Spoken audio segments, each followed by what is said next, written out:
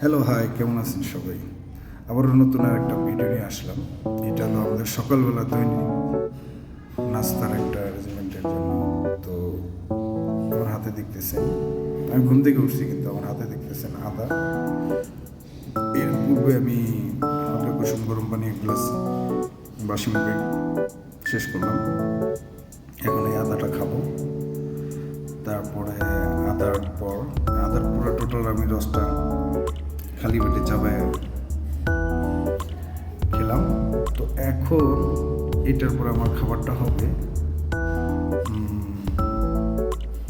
এই যে বাদাম কিশমিশ। এটা কন্টিনিউ আমার সকালবেলার নাস্তা। এটা আমি দেশে থাকি বা দেশের বাইরে থাকি, আমার সকালবেলার নাস্তার আইটেম এগুলোই। তো যেমন এখন আমি একটা ডিম, বাদাম খাওয়ার পর একটা ডিম খাবো।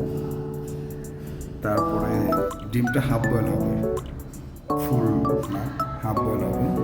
তারপরে আমি একটা কলা খাবো। এটা কন্টিনিউ।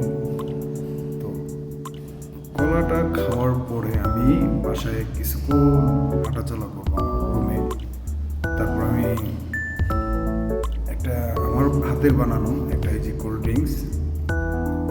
ড্রিঙ্কস না, এটা অ্যালকোহল ওয়াটার। এটার ভিতরে সব কিছু আছে, আপনার লেবু, মালটা, গাজর, শসা, হলুদ, আদা, পুদিনা পাতা, ধনিয়া পাতা, কাঁচামরিচ, কি অল এভরিথিং প্রাকৃতিক যেই